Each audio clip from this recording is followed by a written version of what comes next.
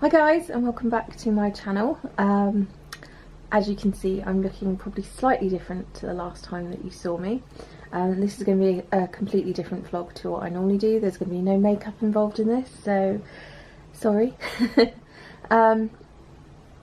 So I thought, as I probably have mentioned a few times in things like Vlogmas over the last couple of years, about being poorly, I thought I would talk about that a little bit.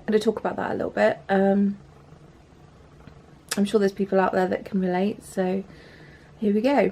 And maybe it'll give you a bit of an understanding why things like Vlogmas don't always go to plan as well, just because this happens. So as you can see, I'm in bed and I'm not very well, as you can see from my horrible colour and everything else. I don't look like me at all, and I certainly don't feel like me. Normal me is like bubbly, vibrant, makeup on, bouncing around, cracking on with things, just, you know, enjoying life, getting on with it. Busy life. So I work in the NHS, so I do a full-time job, 37.5 hours a week. I come home and I do photography. And also mostly most of my jobs are makeup as well. When I can fit them in, so I'm sort of straddling the three of those at the minute and trying to balance work-life balance, which isn't always easy, with my husband's job as well in the forces, but making it work. So, you know, I'm getting on with it, no more than anybody else does. It's hard life, but I quite enjoy it. I quite enjoy being busy, and for about 90% of the time, that's fine. There's these little pockets throughout the year where I get poorly, and it's not like when somebody regular gets poorly, it's like 10 million times worse, and that affects my work and my life, obviously. So just explain a little bit about it, really. So I was diagnosed first of all, I was born at 26 weeks, which is very premature in Italy. Well, my mum and dad were on a naval draft there, and that had a knock-on effect because I was given some blood and a blood transfusion, which is quite normal for premature babies to have. But the doctors think that there was something not quite right with the blood, not like HIV or anything like that, but I picked up some sort of infection or virus that meant that I didn't grow my own immune system. It attacked my immune system, and it's meant that I have not grown my own immune system properly. And the second part of being born that prematurely is that my lungs were not matured or developed. So when I took my first breath, they were still stuck together, they were still, you know, wet, they weren't fully developed. So when I took my first breath, they ripped apart, and I have lots and lots of scar tissue issues from that. So I was quite okay as a little child, and then when I was about 8 or 9, my mum started wondering why I was getting all of these weird and wonderful infections and viruses, and they were, so if my brother would get chickenpox, I would get chickenpox after him, or vice versa, but mine would be 10 times worse and would have complications. If my brother got a cold, I would get a chest infection. So everybody just sort of started wondering why these weird things were happening. Plus I was always in the doctors with tonsillitis and all the usual childhood ailments, but they were just more frequent than everybody else. So from like an earliest age, I can remember like trips to the doctors, trips to the hospital, people were trying to figure out what was wrong with me. Had my tonsils out, and then when I was about 12, I got a very bad infection, and it was an infection around my bowel, and it was a Yersinia infection. And if you Google Yersinia pestis, actually it's the Black Death. But my mum, who did a degree in microbiology assures me that it's not that version, it's not the Black Death, and obviously it's not, because I'm still here, aren't I? But yeah, pretty intriguing again, and yeah, so she was pretty shocked about that one. They're thinking, how did she get that? Don't know, still don't know. And then I had a very, very rare tumour in my appendix, which was taken out along with part of my bowel, which led to more complications as a child. And again, it was something very, very rare. And they said really these things are only seen in people with an autoimmune or an immune deficiency or disease. So they sent me up to Great Ormond Street at that point to see a very, very top doctor, immunologist. And I just remember going there and thinking, seeing other children and thinking for the first time that I wasn't actually that different. All these other people had the similar problems as me, and it was quite nice actually.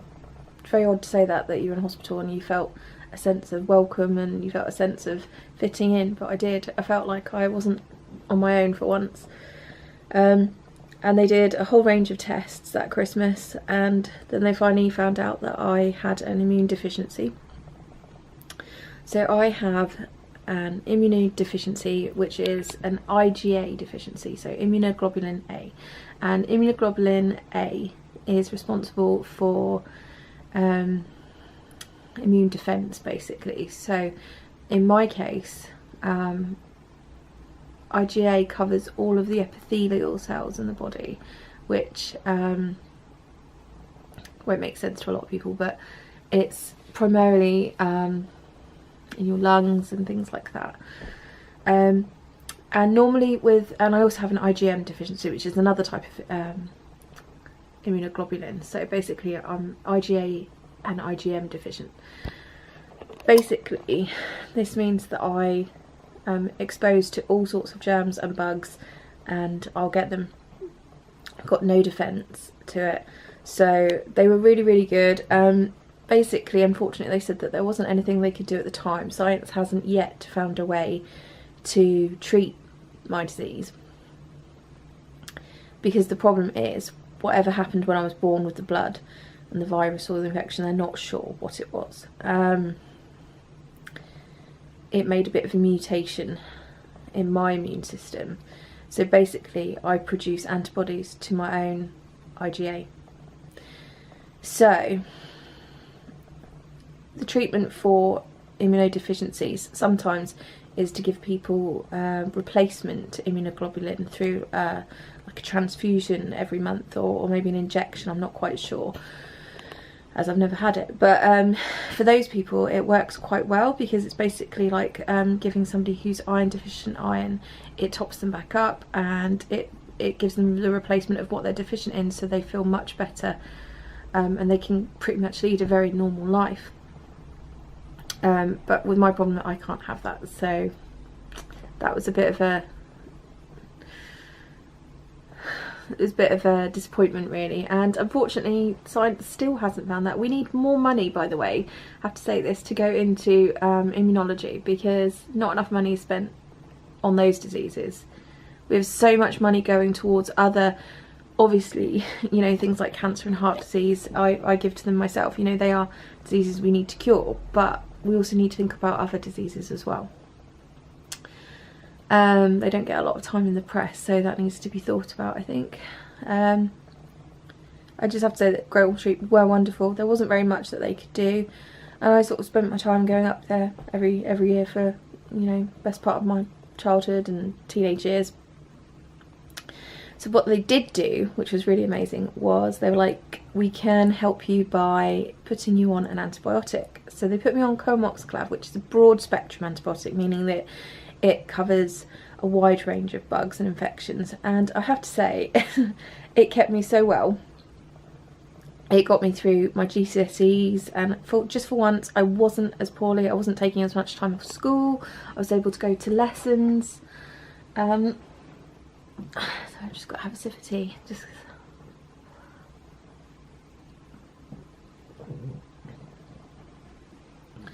So I started taking this tablet once a day, nothing much, And for a really long time that kept me really well. The problem came when I got into my sort of late teens. So the infections that I started to get became more regular again, and more prolonged and more serious in nature, so they wouldn't just be treated with a normal amoxicillin. They wouldn't go away, and they were starting to lead to hospital admissions. The infections that I were getting were upper respiratory, so chest infections, and throat infections, ear infections, mostly chest infections, and kidney infections. And when those get bad, I need to go to hospital and have a very, very strong type of IV antibiotic. Usually the bugs that I get are gram-negative, which is just a type of bacteria.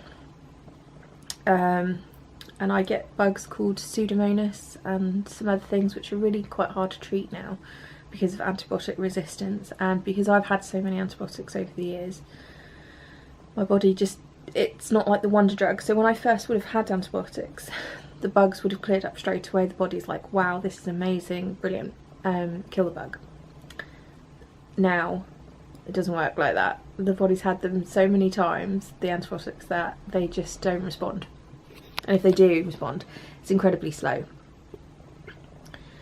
So again, we sort of looked at, so basically they made a decision to take me off the antibiotics because they weren't really helping anymore, and they said, you know, really we need to treat each infection as you get it.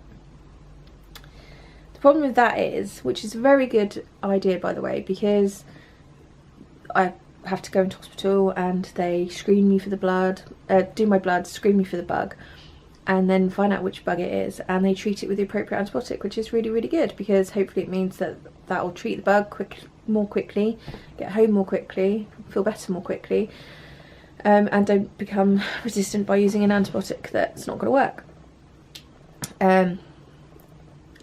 Unfortunately, the problem with that is you have to get poorly first, and you have to get really, really poorly. The problem with that is it affected my work life from quite an early age, really. You know, work aren't that understanding when you... People are quite understanding for the first part, for the first year or two. Hi Hen! What have you got to say about it?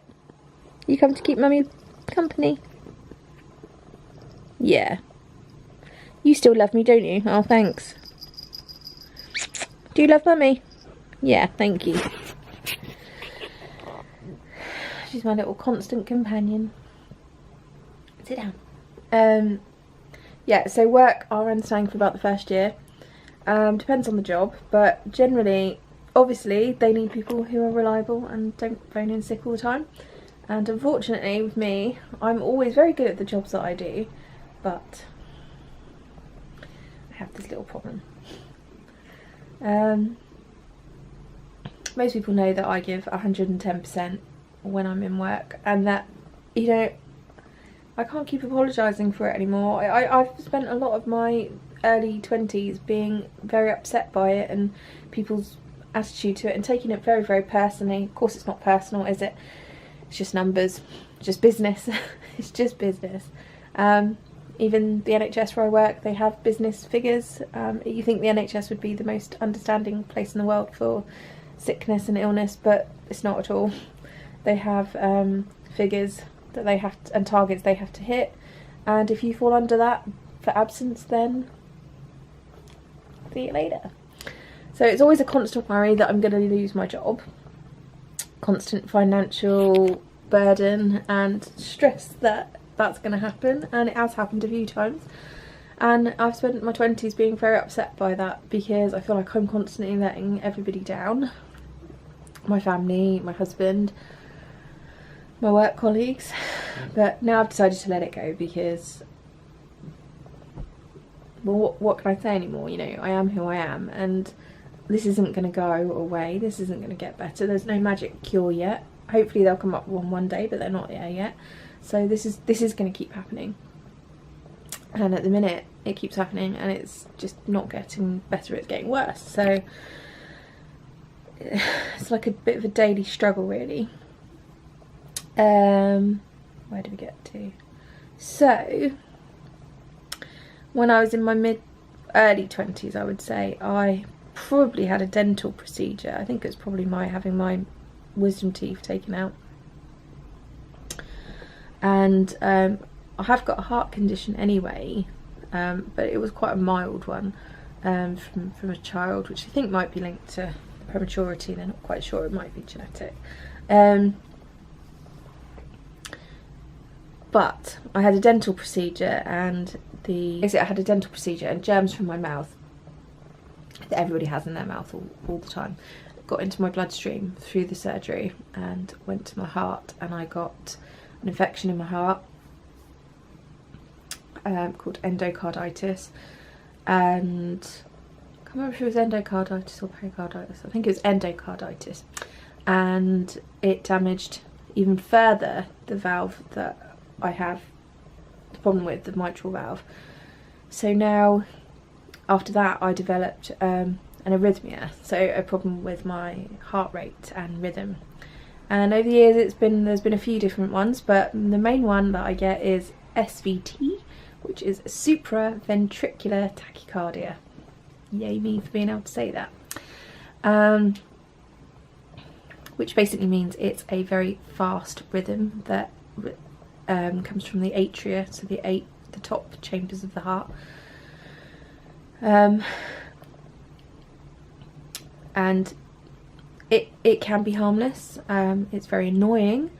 So when it goes off, I don't get any warning. It used to be when I did extreme exercise, so I used to be a runner, so when I was doing things like half marathons and things, by the point where I pushed myself to full extreme exercise, to just push myself over the limit really, I would get an episode of SVT, which is basically a feeling of very, very fast heartbeat, feeling like you're going to collapse. And sometimes when I get it, I do collapse. When the heart rate gets to a certain level, the body's way of stopping it is to push the shutdown button, and I will drop down and collapse. As I got a bit older, it started happening more frequently, and the heart rate was getting higher and higher, going up to 200 beats per minute, which is not very nice, I can tell you. You feel like a hamster in the wheel, and they weren't just lasting for a couple of minutes, they were lasting for hours on end. Not very nice at all. And that usually means now that it requires, when that happens, medication to stop it. So I have to go to hospital and an ambulance and have a drug called adenosine injected.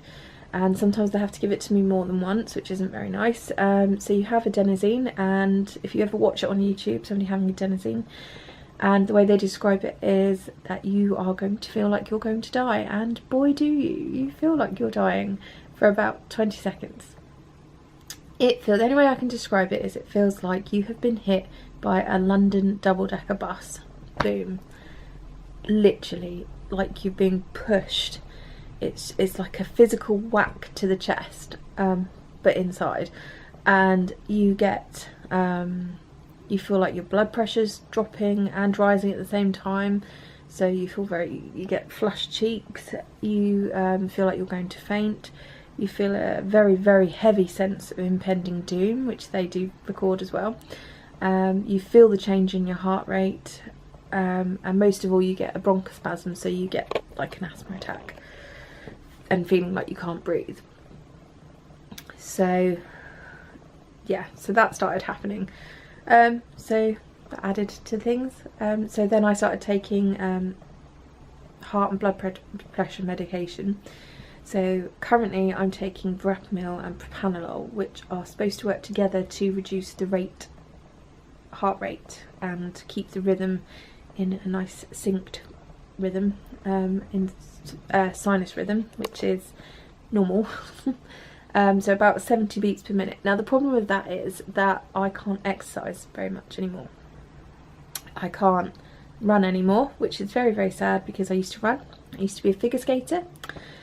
All of these things have all had an impact on it, and yes, the medication does its job, but it does its job very, very well. I now have a very low resting BP, usually around about 80, which is far too low. And if anything else affects it, stresses, not drinking enough, I can it can go even lower, and quite often that means I'll just faint, which isn't very pleasant either. But I need to take the medication, because if I don't take them, then I'll end up in hospital with an SVT attack. And I've had a few episodes now where I've gone into cardiac arrest, which isn't very pleasant for my friends and family, not very pleasant for me, and I'm very lucky that the couple of times that it happened, I was at work and stood next to an anaesthetist in my field of work in theatres. So I've been very lucky in the past that the lovely paramedics in the UK and hospital staff have been able to get my heart restarted with cardioversion and drugs. Usually work, you know, usually quite quick, very able to get it up and running again. So I've been really, really lucky, because that just doesn't happen very often at all. People who have cardiac arrest just don't, you know, especially outside of the hospital, where 2 of mine have been. It can be quite bad. It can be fatal. So I've been absolutely so lucky to be surrounded by the people that I am, and lucky that somebody's watching over me, I guess. So I have to take my medication, and unfortunately that's meant that I can't exercise anymore, because the nature of the medication is to push down the heart rate. So the whole idea of exercising to burn fat and things like that for weight loss is to get to your heart rate to a point where you're burning fat. So I'll start on the treadmill and I'll do okay for a bit, and when I get to that point where my body is starting to exercise at the right point to burn fat and things like that, all the things you're supposed to do when you're really running, when you're really pushing it, the heart medication goes, oh no, I don't think so, this is not good, and it starts, I get this feeling like I'm being pushed down, and I can feel the blood pressure dropping, and I feel faint, and I get a palpitation, and I have to stop. So unfortunately at the minute I'm yet to find an exercise outside of swimming, and even then that still sometimes can do it, that I can do which doesn't cause problems,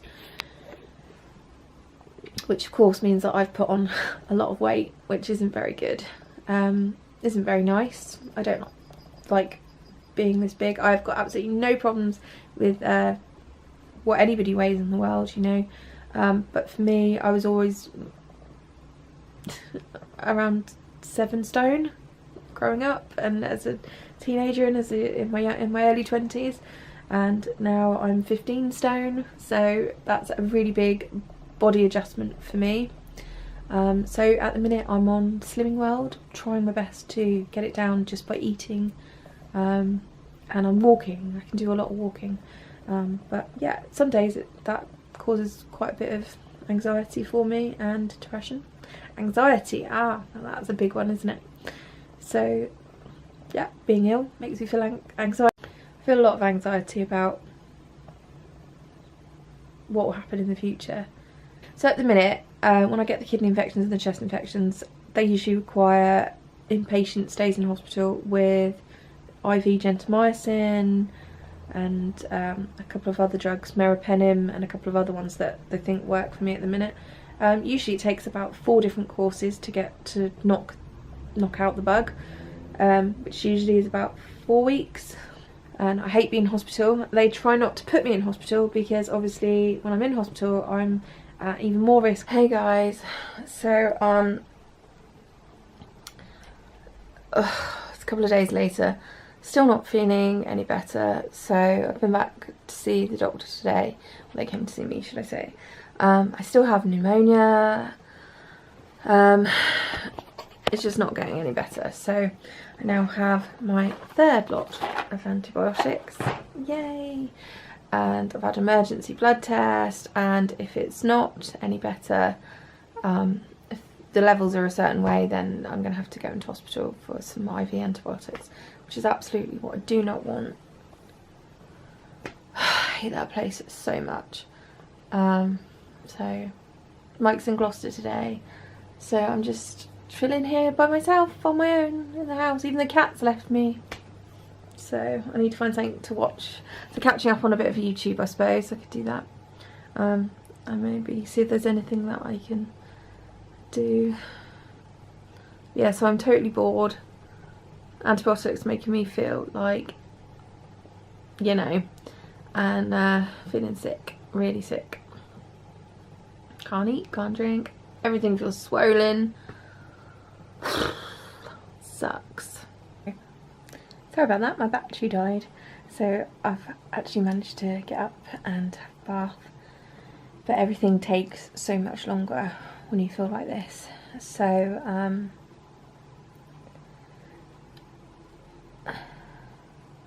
basically this has been an ongoing problem, and it will be the rest of my life until, well, and hopefully until they find a cure or a treatment, should I say.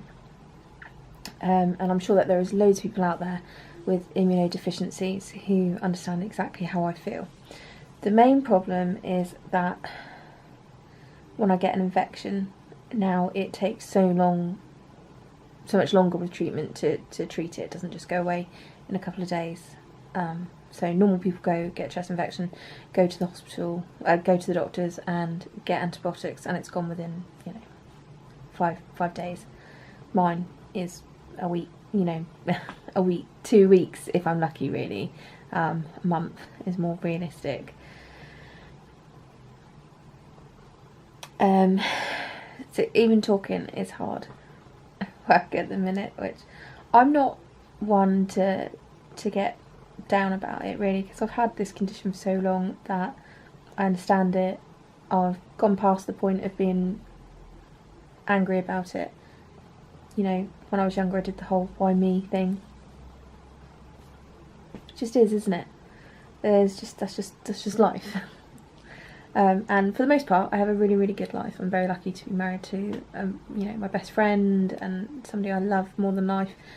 I've got a very good family. I've got some really good friends, you know, that I've got some really good friends that really understand the condition and the complexities of it, and that sometimes, you know, I'm not going to be able to come to birthdays and things because I get sick at really bad times. You know, this year it looks like I got sick after New Year. People's responses, well, you should go a bit lighter next year. Didn't do anything out of the ordinary. I celebrated Christmas and New Year with my family.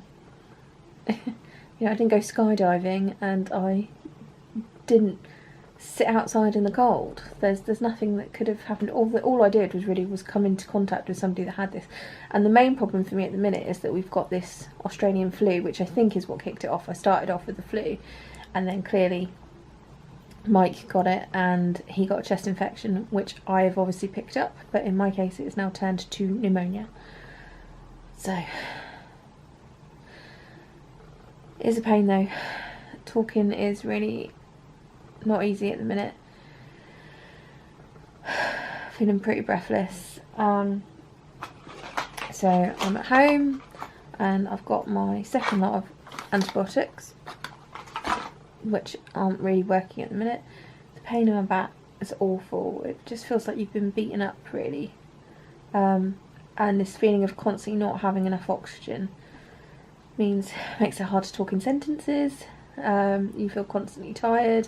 You can see my colour isn't good for me. Very, very tired.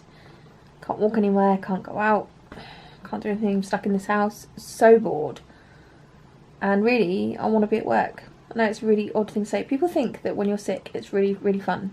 And they refer back to when they were a child and it was fun and you were laid on the sofa watching Play School and catching up on daytime telly with your mum looking after you and fussing over you with some Lucozade and bringing you soup in bed. Well, it's not like that when you're an adult with a long-term health condition. All you worry about is your security of your job. You are constantly in pain, tired, not very much fun for your friends and family because you feel like that. Constantly having to compromise what you can and can't do. I'd love to sign up to the Race for Life again. I used to do it every year. Now I can't do it. I hate that more than anything. I hate being beaten by anything. And for years I've been the person that was like, yeah, people say to me, oh, should you not do that because of your condition? And I was the person that was like, no way, can't stop me.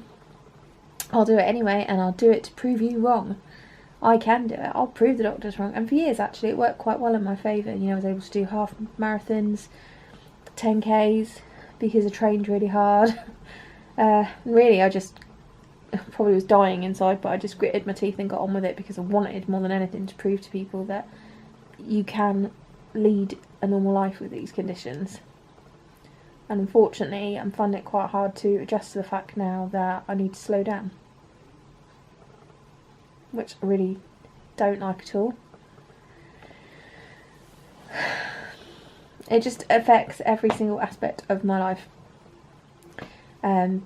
We're about to start probably to go through fertility treatment soon, probably a knock-on effect, maybe of the medication I take, maybe of all the infections that I've had over the years. We're not really sure what it is yet or why it is. It's just another reason to just be a little bit like, why me? Because it would just be nice for something just to be simple for once. And I really hoped having a baby would be that one thing. But it's not. But, as you know, my mum always loves to point out, and she's really good at pointing this out to me, could be worse.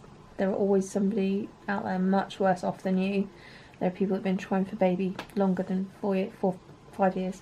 So, you know, and there are people that are sicker than me and much more worse off than me. And, you know, the worst that could happen is that I wouldn't be here right now. So I have to be really grateful that I live in a country with an amazing NHS. And I have to say, you know, the hospital is so good. My consultants are amazing. My GP is amazing. Right now, I should be in hospital, but where we've got this flu epidemic in the UK, it's obviously quite dangerous for me to go into a hospital because I would just come into contact with so many other germs and bugs that it just wouldn't be good. There's always a chance I might get MRSA, and they look at me and look at my sheet when I come in and go, oh, we don't really want her here because she's just likely to get more poorly. And also they have to give me a private room because of my immune system, so they don't have any private rooms, so all I am really is a problem. So GP's been really good about treating me at home.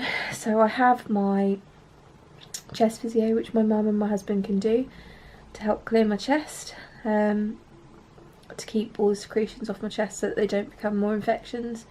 I haven't got any oxygen yet, but I'm thinking I might have to do that soon. Just for when I feel like this. Home nebulizers, home inhalers, which I can't really take because of my heart condition, because it sets off the SVT. So the main thing at the minute is antibiotics, painkillers, and lots of rest, which normally I'm like, rest, I don't want to do that. But actually I'm sleeping, no lie, about, well, just the whole way through the day, on and off, just like constant naps really, just to keep my energy levels up. And I'm eating. I know people say when you're sick you don't feel hungry, and at first I didn't, but actually I am quite hungry, which I think means that I'm using a lot of energy just by breathing and things like that, so I'm quite hungry. So I'm eating a lot of soup and things.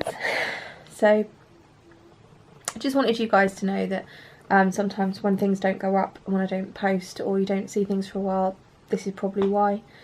And I'm sure that there's people out there that can understand my story a little bit. So actually that's why New Year's Eve and the last day of Vlogmas isn't up, because I've been poorly since then, so I am really sorry about that. And I will try and get some fun makeup videos up soon, and hopefully looking better than this, because this is bleh, isn't it? It's not very nice. But as always, thank you guys so much for watching, and for following my little life, my little story. And I hope you're having a better start to 2018 than I am, and you're having lots of fun, and that it's been a really good start to the year for you all. It's going to be a really exciting year for me, I think, in different ways. Not for me personally, I'm not sure. Maybe. I haven't really got anything too big on the horizon. Lots of makeup, obviously, but apart from that. But my brother's getting married. One of our really good friends is getting married, so just have to get well and stay well for that. So, roll on 2018. I'm ready for you. Now on week 3 of feeling like this. Antibiotics aren't working, so I've now started the new ones. Now feeling very, very sick from them, which is just another unpleasant side effect of them. Doesn't necessarily mean they're working. Hopefully they are this time, because I'm getting really sick and tired of this. I just have no energy. I'm so tired. can hardly do anything, and you know, but lie in a bed. And so not like me. I'm literally just the person that loves to be out and about, walking and doing things. You know, I hate this. This is the bit about this lifestyle that I hate more than anything. The rest of it I can cope with. The medication, this bit drives me nuts. So the worst bit about having a long-term condition, I think, is that eventually people find out.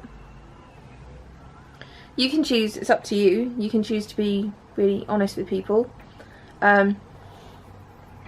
Obviously I have to for things like my job.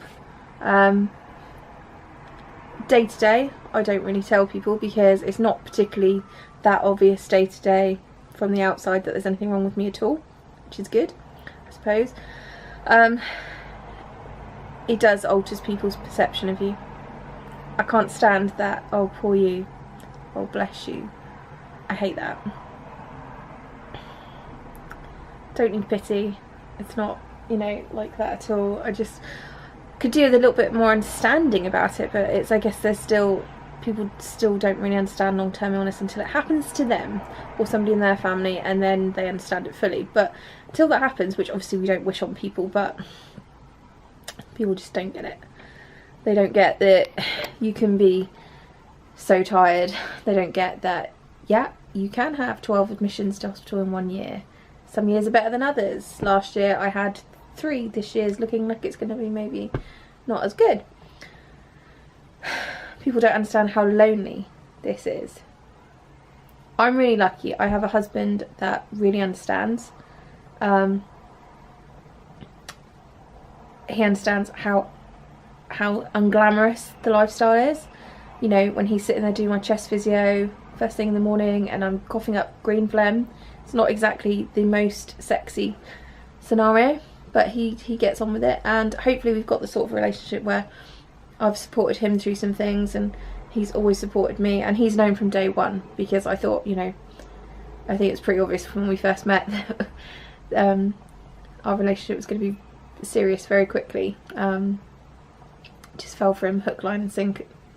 Is that the expression? Hook, line and sinker? I think so.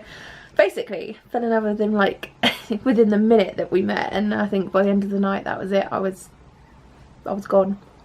You had me at hello, as they say. So yeah, I had to tell him pretty soon into the relationship, so I'm really lucky that he still tells me I'm pretty, even though I'm obviously so gross right now. That he really understands the complications and what the future might hold, and he's not put off by it, so I'm really, really lucky. I know a lot of people find it, but it took me to the age of 29 to find a man that was strong enough to be able to deal with that, all the emotions that come with it, all of the hardships, you know, and be cool with it all. I've got a really good family, both his side and my side. My brother's very, very supportive. My mum, you know, obviously she's been my main carer since I was a baby, so, you know, she's never really surprised when she gets a phone call to say Danny's in hospital again from like, she's just like, oh okay, I'll be there with some PJs in a bit. So, you know, just life just plods along really, but it is a really lonely life, because at the end of the day it is just you. Like right now, everyone else is at work and I'm here with the cat. He's asleep, so you know, a lot of time to be on your own with your thoughts and think about the future. And you definitely have days where you think, it's really shit, this is really unfair. And then I have to slap myself and think, there's so many people that are worse than me, so stop it, get a hold of yourself and put your energy into getting well. I mean, like, people laugh at me when I say this, but normal life for me is like a hectic day at work. I love that more than anything. Just a normal day at work, coming home, getting up, doing breakfast with Mike, going to work, having a really busy day and coming home, because that's normal life. And, you know, when it gets interrupted, it's just the worst thing ever.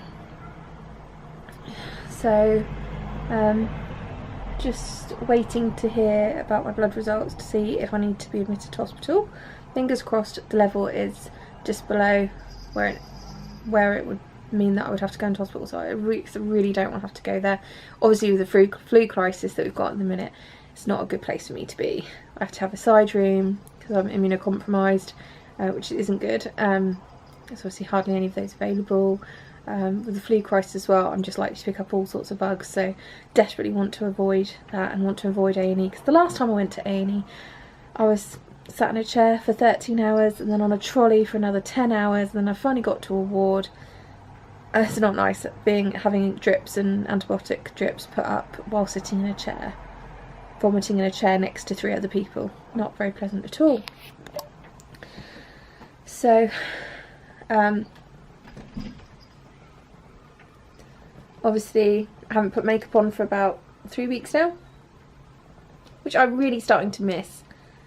At first it was like, oh, this is a bit of a nice break after Christmas, but I'm really starting to miss it now.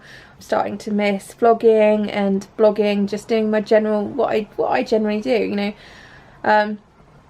I don't really do it for anybody else. I do it for me. I really enjoy it. I get something from it. I get a little kick from it. So if any other people like it and like what I do, then that's a real big bonus to me. I've got no sort of hidden agendas as to what I want to get out of it. I suppose you always want to connect with people and share what you love what you do and things like that. So if anybody watches these and thinks I like that, or I feel the same, then, or maybe if anybody takes something from it, especially with my makeup, if people learn something from that, that always makes me really happy to read those sorts of comments. But yeah, so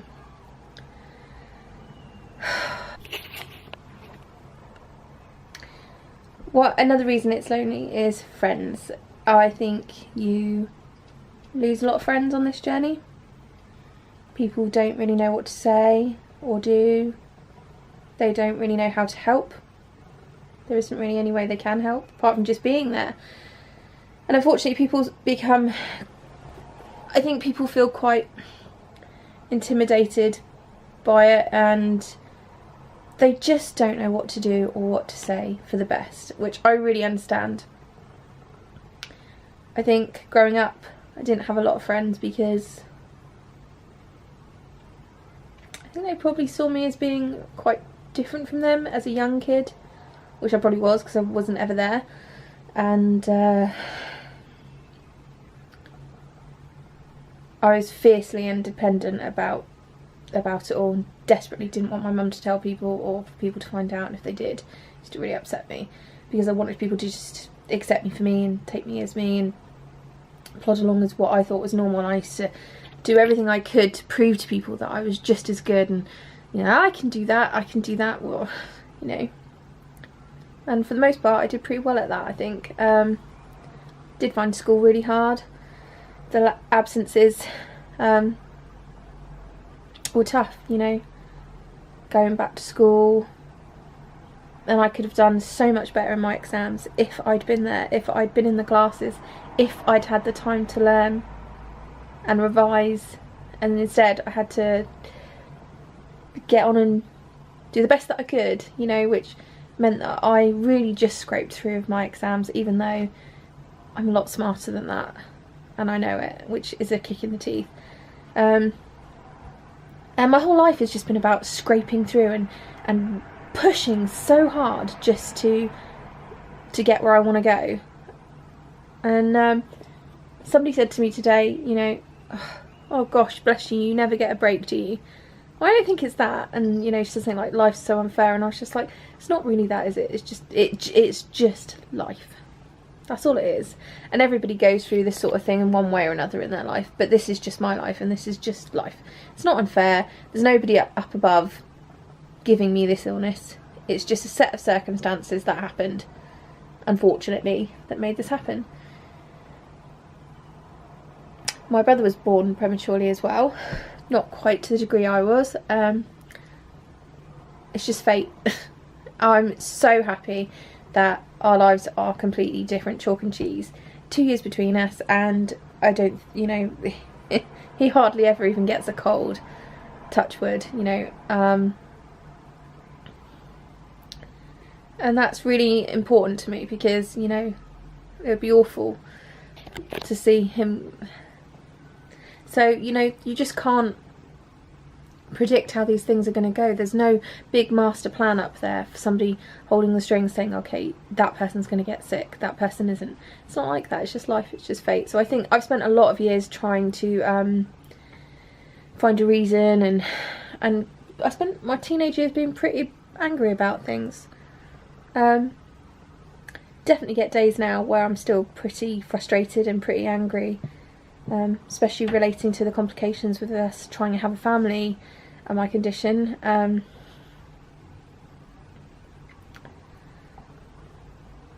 Yeah, that definitely upsets me more than anything, really. Just because time's ticking on and it affects Mike as well.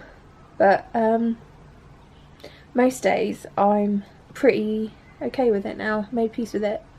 It's just my life, and actually for the most part my life is pretty bloody wonderful. I've got a good job, got a good family, good friends, an amazing husband. So many people don't even have that, so I should just be way more grateful. But yeah, back to friends, it's just they don't know what to do. I'm really lucky that I've got a really close group of friends now, and I think a lot of people looking in will think that I don't have a lot of girlfriends, and I don't see my friends the same amount of time that maybe other people do. And there's a few reasons for that, mostly because a lot of our friends are in the forces, so a lot of the time we're not around each other. But when we all are, we do make the effort to try and get together, and when we do, it's so much fun. And we've got a real close-knit group of people that are just really like-minded, and we just have a great time whenever we catch up. And it's like we saw each other yesterday, even if it's been 6 months. So we're really blessed to have that. I do have a couple of really close girlfriends. Some of them are people that I met through Mike, through their partners who are friends of Mike, and some of them are my friends that I've worked with over the years. And I'm really, really lucky to have them. And my sister-in-laws, you know, they're wonderful. It's just trying to work and go through all of this doesn't make it easy to then have time to catch up with people. Like I was saying with work, you know, and friends, it all becomes a bit normal. When somebody in normal life is unwell, it's a shock, and it's oh gosh, you know, get well wishes and send you some flowers, and maybe your work will send you a get well card. That doesn't happen. That's one of the truths about it. Nobody tells you that's going to happen. That doesn't happen when you have a long-term condition, because after I'd say about 4 episodes, obviously people aren't going to do that, are they? Because it just kind of is taking us the norm. Oh, Danny's sick again. That takes a little bit of getting used to. It's not that people don't think about you, I don't think. I'm sure that they do. I just think they've run out of things to say, which is fair enough, isn't it?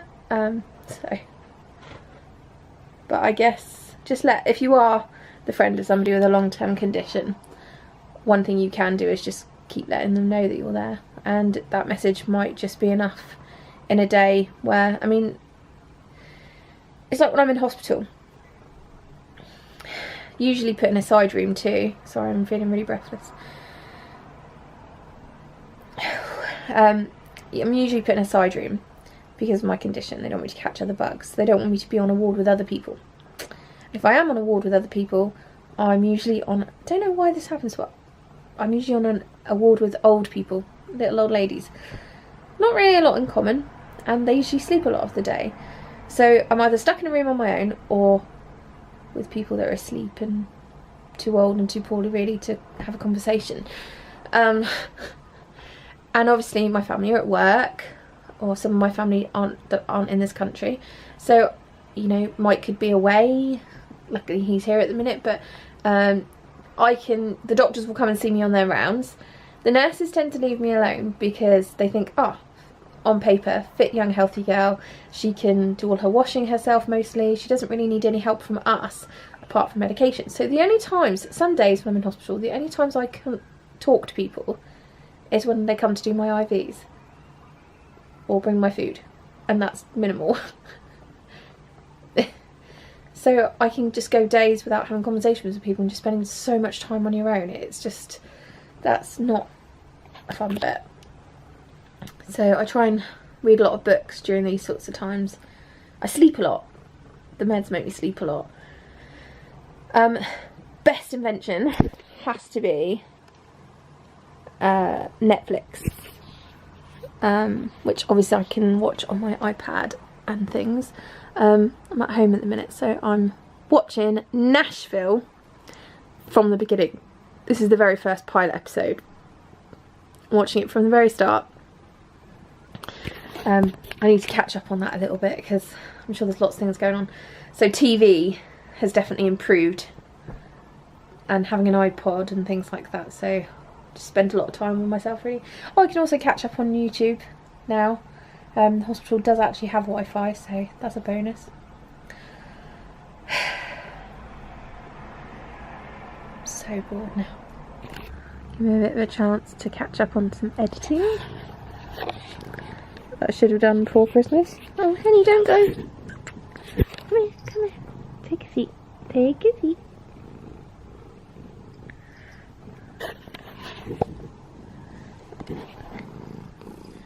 Hello. Oh, honey. Well, you're happy about having cuddles, huh?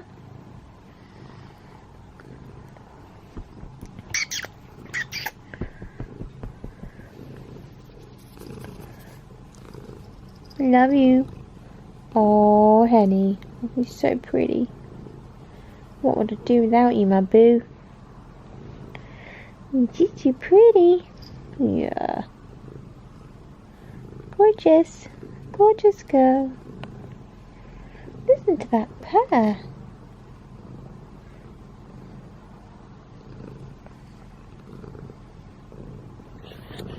Just checking my blood pressure because it was a bit low yesterday. And I have to check it. I have to check it before I can take my next set of medications, because if it's too low then I can't take my heart tablets because it'll make it even lower. So hopefully it's a bit better than it was yesterday. It does tend to be on the low side, and the medication doesn't help very much with that, so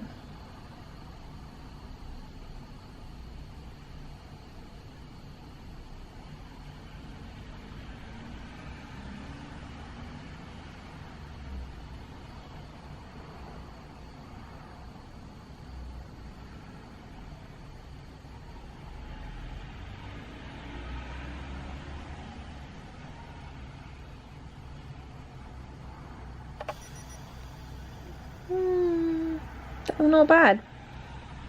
That's much better than yesterday. Good. So that means I can take my medication. It's a little bit on the low side, but I'll take that compared to yesterday when it was 88 over 90.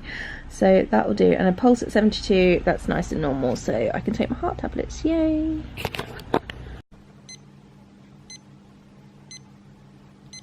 That's nearly back to normal. Yay! So you can probably tell that I'm starting to feel a bit better. I think the antibiotics are actually starting to work now. Yay! It's only taken a month this time. So I'm actually feeling so much better in myself, and I think I'm looking a bit better, aren't I? So apologies for how I appeared when I first started this, because I think I looked, you know, not too good. So hopefully starting to feel a little bit more like myself. Might even have the energy to put some makeup on soon, so you might just get a makeup tutorial soon. Yay, even better. Still feeling a little bit breathless when talking though. Hang on a minute. Okay, got my breath back. I'll tell you what, people literally, the thing people undervalue the most or don't appreciate the most is the ability to breathe. If you felt like this just having to talk, you wouldn't smoke. I guarantee that you wouldn't ever smoke again. just for the record, I've never smoked. Would be a very dumb thing to do with my lungs. But yeah, if you felt the way I do now, just trying to talk, you wouldn't ever do anything that would put your lungs at risk, because I guarantee you nobody wants to feel like this. It's not nice having to... Oh, I just need a minute again. Okay. So hopefully I've got to go and see the doctor again later, just to get the bit of an all clear. Hopefully finish the antibiotics soon, and hopefully normal life will resume, for now anyway. Hopefully I can get back to work soon too, because I'm really missing that. I'm missing the girls. Yeah, so I hope you guys have, I suppose you've probably not enjoyed watching this. Thanks for watching, guys. I'm going to end this vlog now. So it's been a month really of feeling like this, and I just hope that anybody who's out there searching for a little bit of support when they're going through a tough time in a similar situation with a long-term illness or a lung disease or a heart problem, so you know, feel free to drop a comment below, ask any questions you like. I'll do my best to get back to you with an honest answer. And if you are feeling like that, especially if you're feeling how I was feeling a couple of weeks ago, just like the world's caving in on you a little bit, and why is everything going wrong? Why does this always happen to me?